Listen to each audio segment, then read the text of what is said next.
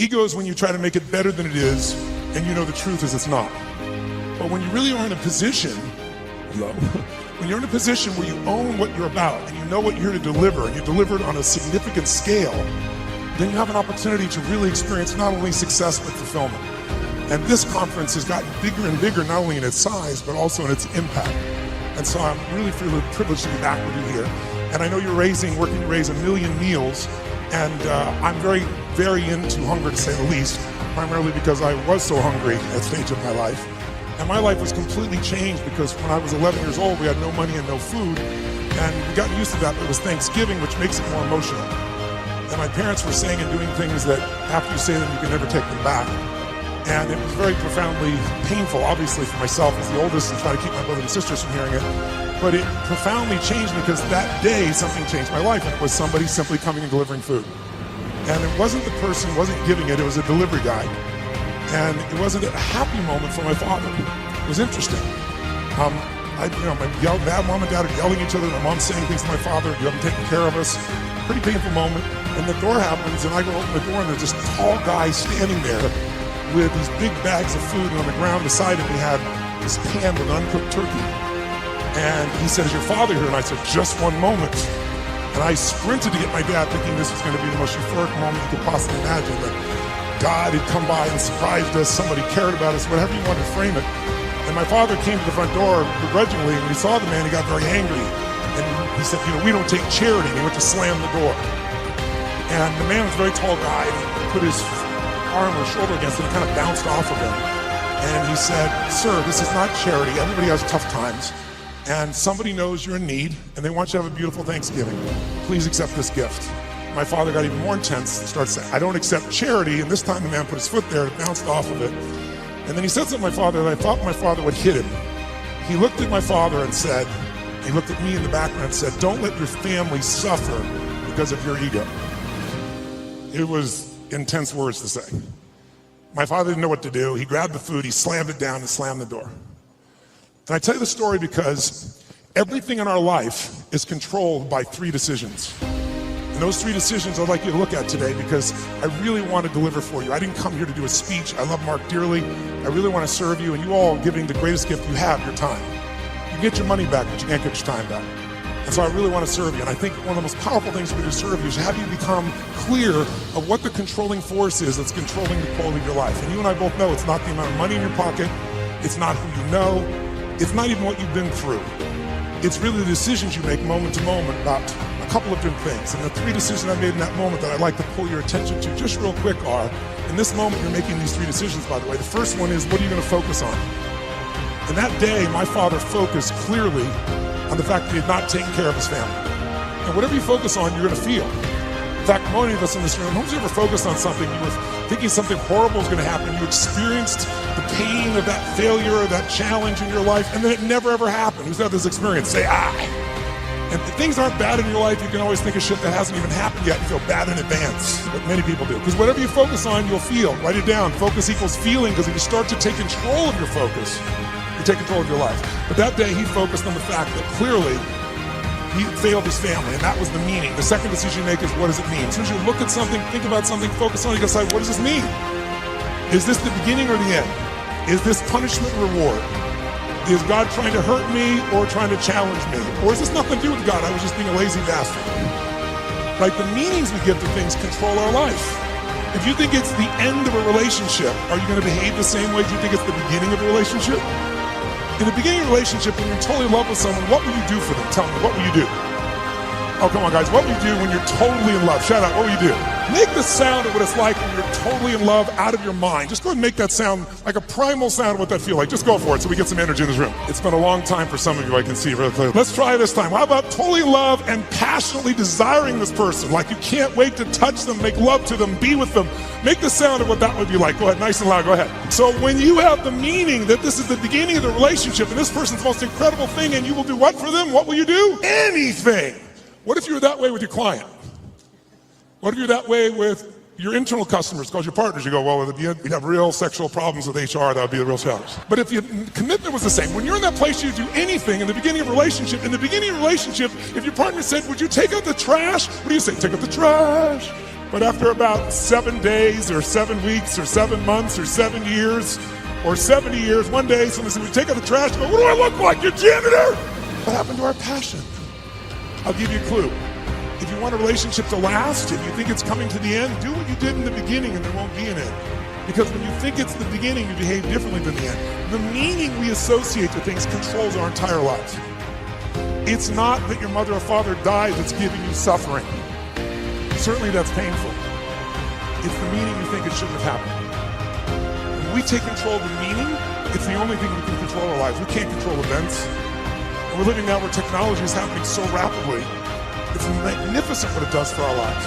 But we all know with that technology, our psychology is not developing as rapidly. As a result, the world's changing.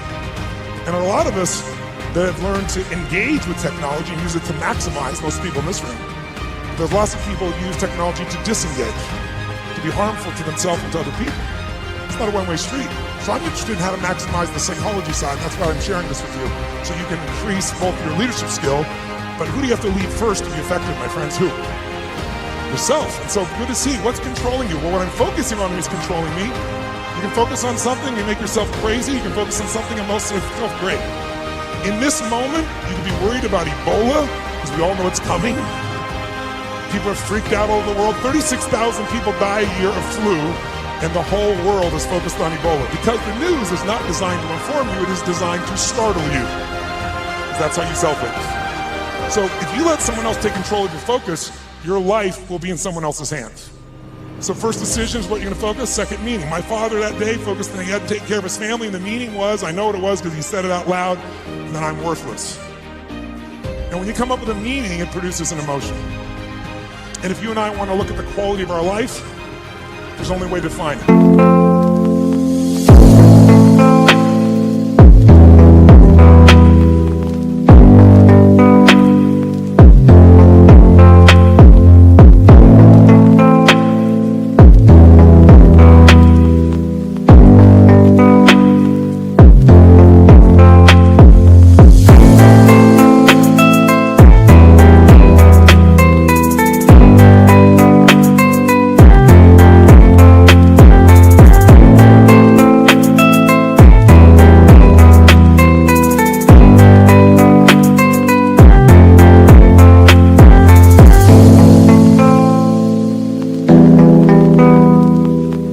One way really, that's real.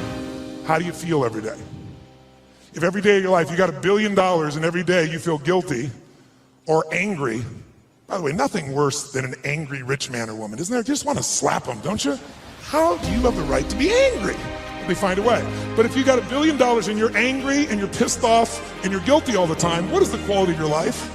Angry, pissed off, and guilty. If you have nothing, I live in Fiji a portion of the time, I have a home there, resort there, and kind of 2 families of villages there that I interact with the last 25 years. And when you go to Fiji and you walk down the street or you drive by, people jump up and they yell, "Bula, bula, bula," which means welcome, be happy, we love you. And you drive by 5 minutes later and they jump up, "Bula, bula, bula." And you're going like, what drugs are they taking? No one's paying them. But they're so happy. They're in such a different state. They've learned to focus on something else and come up with a different meaning for life. But if the meaning is it's the end, if the meaning is that you're dissing me, if the meaning is you don't care, whatever meaning we come up with, that affects the third decision, which is what am I going to do? And what people do is based on the meaning, since the meaning creates emotion.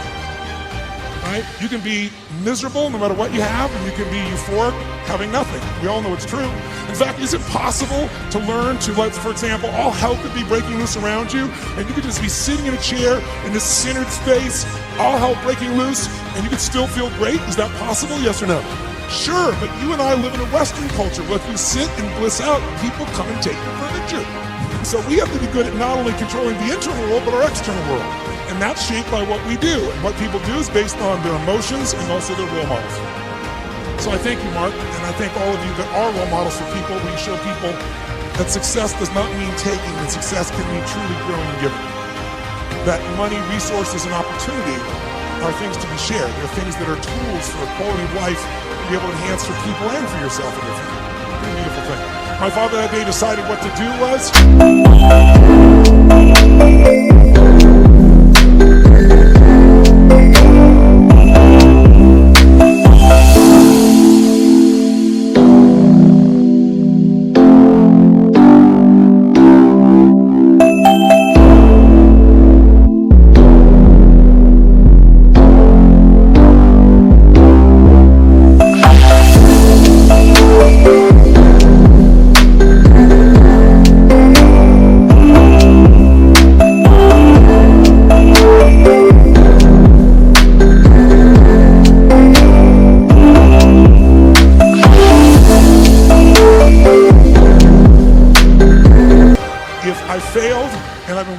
family, I must leave.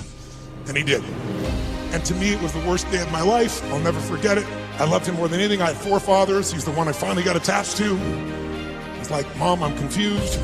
But then finally, years later, I got the benefit of it because out of all those experiences and all that pain, that day I made 3 different decisions. First decision is I just decided to focus on something different than him, and that's the power we have. We get to decide what to focus on, and my decision number 1 is I want to focus on the fact there's food. What a concept. Pretty cool. But the most powerful thing to change my life was meaning. I said, what does this mean? Because my father had always said, my mother had always said, nobody gives a shit. Nobody cares.